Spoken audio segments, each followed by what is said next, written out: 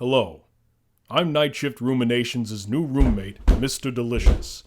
And it's my job to encourage you to enjoy entertaining horror and pulp fiction content at a mature, well-structured channel, without any of those silly little skits or joke videos, and most importantly, with a consistent upload schedule. Now, oh boy, looks like there's gonna be trouble. You're goddamn right there's gonna be trouble, you fucking pudgy, plaid-suited fuck! You locked me in the fucking closet! Now, Declan, that was for your own good. Your ass is mine!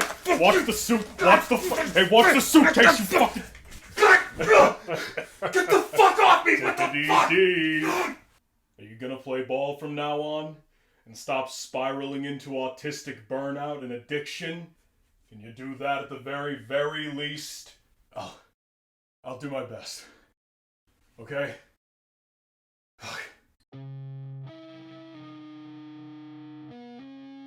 Athle, said Maldweb, I suffer from the frightful curse of omnipotence.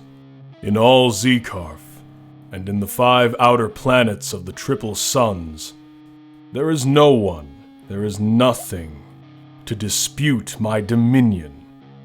Therefore, my ennui has become intolerable. The girlish eyes of Athle regarded the encounter with a gaze of undying astonishment, which, however, was not due to his strange avowal. She was the last of the 51 women that Maldweb had turned into statues, in order to preserve their frail, corruptible beauty from the worm-like gnawing of time. Since, through a laudable desire to avoid monotony, he had resolved never to repeat again this particular sorcery. The magician had cherished Athle, with the affection which an artist feels for the final masterpiece of a series. He had placed her on a little dais, beside the ivory chair in his chamber of meditation. Often he addressed her his queries or monologues, and the fact that she did not reply, or even hear, was to him a signal, an unfailing recommendation. There is but one remedy for this boredom of mine, he went on. The abnegation, at least for a while, of that all-too-certain power from which it springs. Therefore I, Maldweb, the ruler of 6 worlds and all their moons, shall go forth alone, unheralded, and without other equipment than that which any fledgling sorcerer might possess. In this way, perhaps I shall recover the lost charm of incertitude, the foregone enchantment of peril. Adventures that I have not foreseen will be mine, and the future will wear the alluring veil of the mysterious. It remains, however, to select the field of my adventurings. Maldweb arose from his curiously carven chair and waved back the 4 automatons of iron, having the likeness of armed men, that sprang to attend him. He passed along the halls of his palace, where painted hangings told in vermilion and purple the dread legends of his power, through ebon valves that opened noiselessly at the uttering of a high-pitched word. He entered the chamber in which was his planetarium. The room was walled, floored, and vaulted with a dark crystal, full of tiny, numberless fires, which gave the illusion of unbounded space with all its stars.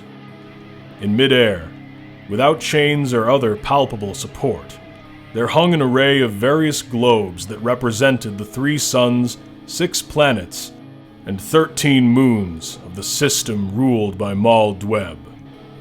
The miniature suns, amber, emerald, and carmine, bathed their intricately circling worlds with an illumination that reproduced at all times the diurnal conditions of the system itself.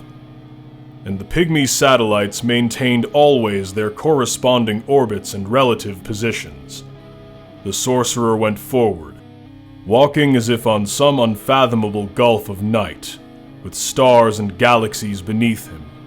The poising worlds were level with his shoulders as he passed among them, disregarding the globes that corresponded to Mornoth, Zekarf, Ulasa, Nauf, and Rul, he came to Votalp, the outermost, which was then an aphelion on the farther side of the room. Votalp, a large and moonless world, revolved imperceptibly as he studied it. For one hemisphere he saw, the yellow sun was at that time in total eclipse behind the sun of Carmine. But in spite of this, and its greater distance from the solar triad, Votalp was lit with sufficient clearness. It was mottled with strange hues, like a great cloudy opal, and the mottlings were microscopic oceans, isles, mountains, jungles, and deserts. Fantastic sceneries leapt into momentary salience, taking on the definitude and perspective of actual landscapes, and then faded back amid the iridescent blur. Glimpses of teeming multifarious life, incredible tableau, monstrous happenings, were beheld by Mal Dweb as he looked down like some celestial spy. It seemed, however, that he found little to divert or inveigle him in these outer doings and exotic wonders. Vision after vision rose before him, summoned and dismissed at will, as if he were turning the pages of a familiar volume. The wars of gigantic wyverns, the matings of half-vegetable monsters, the queer algae that filled a certain ocean with their living and moving labyrinths, the remarkable spawn of certain polar glaciers.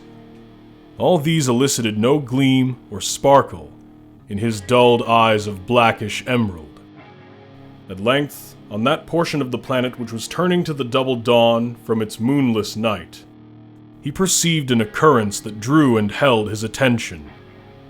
For the first time, he began to calculate the precise latitude and longitude of the surrounding milieu. There, he said to himself, is a situation not without interest. In fact, the whole affair is quaint and curious enough to warrant my intervention. I shall visit Votalp. He withdrew from the planetarium and made a few preparations for his meditated journey. Having changed his robe of magisterial sable and scarlet for a hooded mantle, and having removed from his person every charm and talisman, with the exception of 2 phylacteries acquired during his novitiate, he went forth into the garden of his mountain-builded palace. He left no instructions with the many retainers who served with him, for those retainers were automatons of iron and brass. They would fulfill their duties without injunction till he returned. Traversing the curious labyrinth which he alone could solve, he came to the verge of the sheer mesa, where python-like lianas drooped into space and metallic palms deployed their armaments of foliage against the far-flung horizons of the world Zekarf. Empires and cities, lying supine beneath his magical dominion, were unrolled before him. But, giving them hardly a glance, he walked along the estrade of black marble at the very brink, till he reached a narrow promontory, around which there hung at all times a deep and hueless cloud, obscuring the prospect of the lands below and beyond. The secret of this cloud, affording access to multiple dimensions and deeply folded realms of space conterminous with far worlds, was known only to Mal Dweb. He had built a silver drawbridge on the promontory, and by lowering its airy span into the cloud, he could pass at will to the farther zones of Zekarf, or could cross the very void between the planets. Now, after making certain highly recondite calculations, he manipulated the machinery of the light drawbridge so that its lower end would fall upon the particular terrain he desired to visit in Votalp. Then, assuring himself that his calculations and adjustments were flawless, he followed the silver span into the dim, bewildering chaos of the cloud. Here, as he groped in a gray blindness, it seemed that his body and members were drawn out over infinite gulfs, and were bent through impossible angles. A single misstep would have plunged him into spatial regions from which all his cunning sorcery could have contrived no matter of return or release. But he had often trod these hidden ways, and he did not lose his equilibrium. The transit appeared to involve whole centuries of time, but finally he emerged from the cloud and came to the farther end of the drawbridge. Before him was the scene that had lured his interest in Votalp. It was a semi-tropic valley, level and open in the foreground, and rising steeply at the other extreme, with all its multiform fantasies of vegetation toward the cliffs and chasms of sable mountains horned with blood-red stone. The time was still early dawn, but the amber sun, freeing itself slowly from the occultation of the Son of Carmine, had begun to lighten the hues and shadows of the valley with strange copper and orange. The emerald sun was still below the horizon. The terminus of the bridge had fallen on a mossy knoll, behind which the hueless cloud had gathered, even as about the promontory in Zekarth. Maldweb descended the knoll, feeling no concern whatever for the bridge. It would remain as he had left it, till the time of his return, and if, in the interim, any creatures from Votalp should cross the gulf and invade his mountain citadel, they would meet a fearful doom in the snares and windings of the labyrinth, or, failing this, would be exterminated by his iron servitors. As he went down the knoll into the valley, the enchanter heard an eerie, plaintive singing, like that of sirens who bewail some irredeemable misfortune. The singing came from a sisterhood of unusual creatures, half woman and half flower, that grew on the valley bottom beside a sleepy stream of purple water. There were several scores of these lovely and charming monsters, whose feminine bodies of pink and pearl reclined amid the vermilion-violet couches of billowing petals to which they were attached. These petals were borne on mattress-like leaves and heavy, short, well-rooted stems. The flowers were disposed in irregular circles, clustering thickly toward the center, with open intervals in the outer rows. Maldweb approached the flower women with a certain caution, for he knew that they were vampires. Their arms ended in long tendrils pale as ivory, swifter and more supple than the coils of darting serpents, with which they were wont to secure the unwary victims drawn by their singing.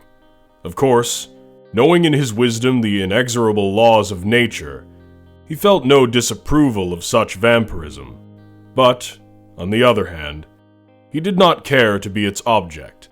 He circled about the strange family at a little distance, his movements hidden from their observation by their boulders overgrown with tall, luxuriant lichens of red and yellow.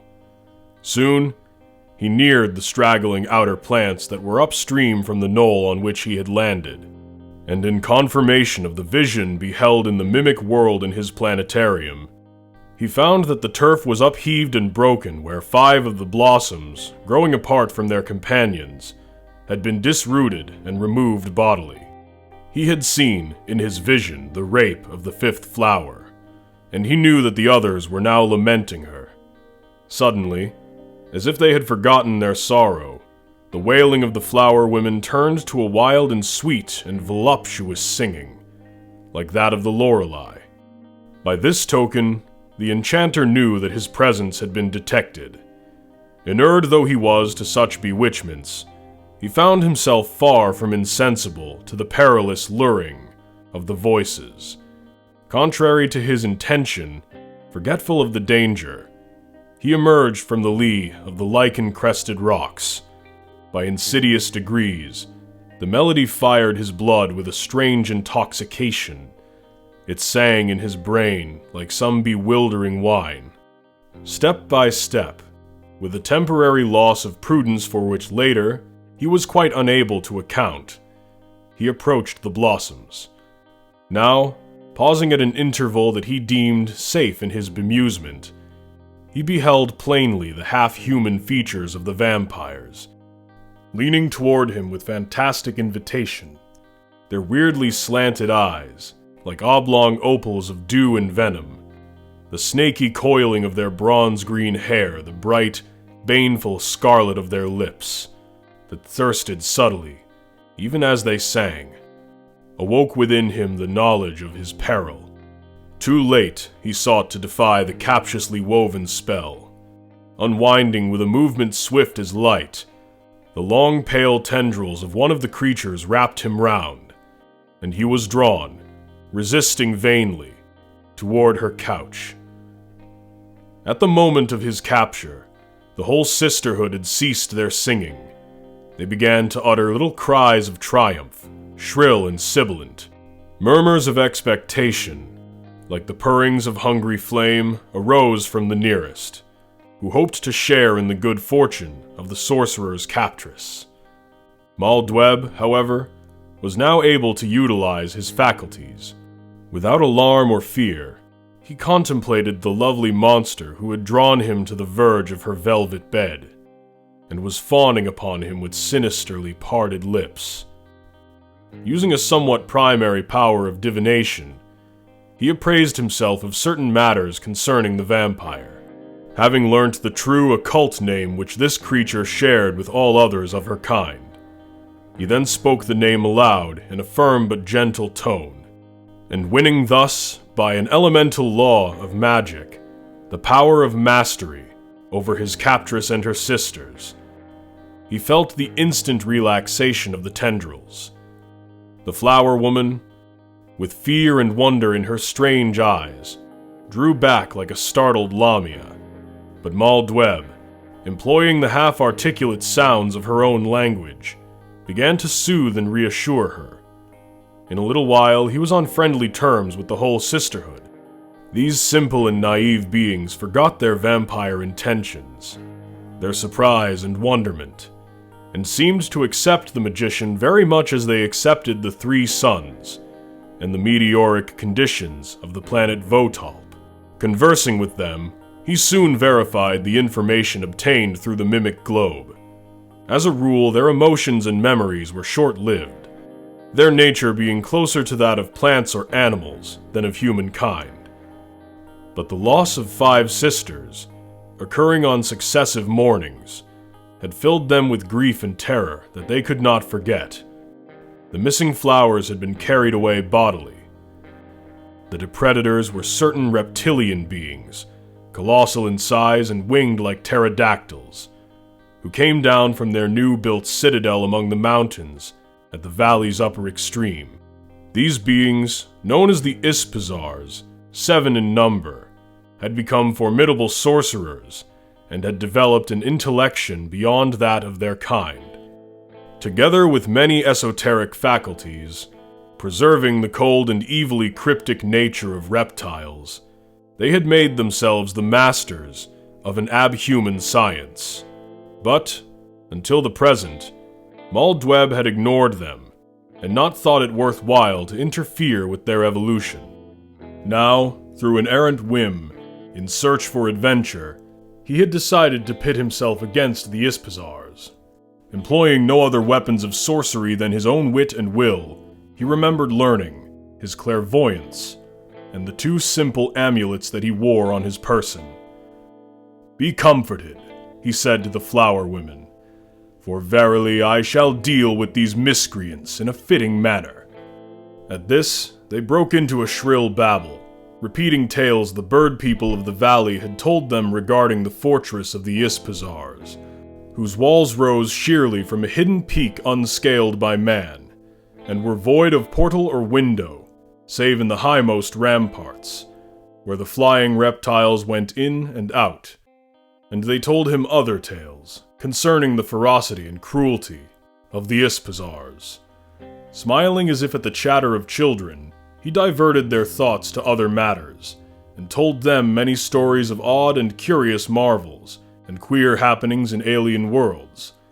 In the meanwhile, he perfected his plan for obtaining entrance to the citadel of the reptilian wizards. The day went by in such divertissements, and one by one the 3 suns of the system fell beyond the valley's rim. The flower women grew inattentive. They began to nod and drowse in the richly darkening twilight, and Mal Dweb proceeded with certain preparations that formed an essential part of his scheme. Through his power of second sight, He had determined the identity of the victim whom the reptiles would carry away in their next raid, on the morrow. This creature, as it happened, was the one who sought to ensnare him. Like the others, she was now preparing to fold herself for the night, in her voluminous couch of petals. Confiding part of his plan to her, Maldweb manipulated in a similar fashion one of the amulets which he wore, and by virtue of his manipulation, reduced himself to the proportions of a pygmy. In this state, with the assistance of the drowsy siren, he was able to conceal himself in a hollow space among the petals, and thus embowered, like a bee in a rose, he slept securely through the short moonless night of Votalp. The dawn awakened him, glowing as if through lucent curtains of ruby and purple. He heard the flower women murmuring sleepily to one another as they opened their blossoms to the early suns. Their murmurs, however, soon changed into shrill cries of agitation and fear, and above the cries, there came a vibrant drumming as of great dragon wings. He peered from his hiding place and saw in the double dawn the descent of the Ispazars, from whose webbed vans a darkness fell on the valley. Nearer they drew, and he saw their cold and scarlet eyes beneath scaly brows, their long, undulant bodies, their lizard limbs and prehensile claws, and he heard the deep, articulate hissing of their voices. Then the petals closed about him blindly, shuddering and constrictive, as the flower women recoiled from the swooping monsters. All was confusion, terror, tumult. But he knew, from his observation of the previous rape, that two of the Ispazars had encircled the flower's stem with their python-like tails, and were pulling it from the ground as a human sorcerer might pull a mandrake plant. He felt the convulsive agony of the distorted blossom. He heard the lamentable shrieking of her sisters. Then there came a heavier beating of the drum-loud wings, and the feeling of giddy ascension and flight. Through all this, Maldweb maintained the utmost presence of mind, and he did not betray himself to the Ispazars. After many minutes, there was a slackening of a headlong flight, and he knew that the reptiles were nearing their citadel. A moment more, and the ruddy gloom of the shut petals darkened and purpled about him, as if they had peered from the sunlight into a place of deep shadow. The thrumming of wings ceased abruptly. The living flower was dropped from a height on some hard surface, and Maldweb was nearly hurled from his hiding place by the violence of her fall. Moaning faintly, twitching a little, she lay where her captors had flung her. The enchanter heard the hissing voices of the reptile wizards, the rough, sharp slithering of their tails on a stone floor, as they withdrew. Whispering words of comfort to the dying blossom, he felt the petals relax about him. He crept forth very cautiously, and found himself in an immense, gloomily vaulted hall, whose windows were like the mouths of a deep cavern. The place was a sort of alchemy, a den of alien sorceries and abhorrent pharmaceutics. Everywhere, in the gloom, there were vats, cupels, furnaces, alembics, and matrasses of unhuman form, bulking and towering colossally to the pygmy eyes of Maldweb. Close at hand, a monstrous cauldron fumed like a crater of black metal, its curving sides ascending far above the magician's head. None of the Ispazars were in sight, but, knowing that they might resume at any moment, he hastened to make ready against them, feeling, for the first time in many years, the thrill of peril and expectation. Manipulating the second amulet, he regained his normal proportions. The room, though still spacious, was no longer a hall of giants, and the cauldron beside him sank and lessened till its rim rose only to his shoulder. He saw now that the cauldron was filled with an unholy mixture of ingredients, among which were finely shredded portions of the missing flower woman, together with the gall of chimeras and the ambergris of leviathans. Heated by unseen fires, it boiled tumultuously, foaming with black, pitchy bubbles, and putting forth nauseous vapor. With the shrewd eye of a past master of alchemic lore, Maldweb proceeded to estimate the cauldron's various contents. and was then able to divine the purpose for which the brewage was intended. The conclusion to which he was driven appalled him slightly, and served to heighten his respect for the power and science of the reptile sorcerers. He saw, indeed, that it would be highly advisable to arrest their evolution. After brief reflection, it occurred to him that, in accordance with chemical laws, the adding of certain simple components to the brewage would bring about an eventuation neither desired nor anticipated by the Ispazars. On high tables about the walls of the alchemy, there were jars, flasks, and vials containing subtle drugs and powerful elements, some of which were drawn from the more arcanic kingdoms of nature. Disregarding the moon powder, the coals of starfire, the jellies made from the brains of gorgons, the ichor of salamanders, the dust of lethal fungi, the marrow of sphinxes, and other equally quaint and pernicious matters, the magician soon found the essences that he required. It was the work of an instant to pour them into the seething cauldron, and having done this, he awaited with composure the return of the reptiles. The flower woman, in the meanwhile, had ceased to moan and twitch. Maldweb knew that she was dead, since beings of this genus were unable to survive when uprooted with such violence from their natal soil. She had folded herself to the face in her straightened petals, as if in a red and blackening shroud. He regarded her briefly, not without commiseration, and at that moment he heard the voices of the 7 Ispazars, who had now re-entered the alchemy. They came toward him among the crowded vessels, walking erect in the fashion of men on their short lizard legs, their ribbed and sabled wings retracted behind them, and their eyes glaring redly in the gloom. 2 of them were armed with long, sinuous-bladed knives. The others were equipped with enormous adamantine pestles, to be employed, no doubt, in brushing the flesh of the floral vampire. When they saw the enchanter, they were both startled and angered. Their necks and torsos began to swell like the hoods of cobras, and a great hissing rose among them, like the noise of jetted steam. Their aspect would have struck terror to the heart of any common man, but Maldweb confronted them calmly, repeating aloud in low, even tones a word of sovereign protective power. The Ispazars hurled themselves toward him, some running along the floor with an undulant slithering motion, and others rising on rapid beating vans to attack him from above. All, however, dashed themselves vainly on the sphere of unseen force he had drawn about him through the utterance of the word of power.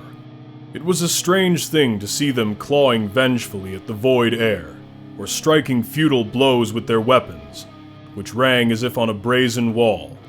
Now perceiving that the man before them was a sorcerer, the reptile magicians began to make use of their own abhuman sorcery. They called from the air great bolts of livid flame, python-shapen, which leapt and writhed incessantly, warring with the sphere of protective power, driving it back as a shield is driven by press of numbers in battle, but never breaking it down entirely. Also, they chanted evil, sibilant runes which were designed to charm away the magician's memory and cause him to forget his magic.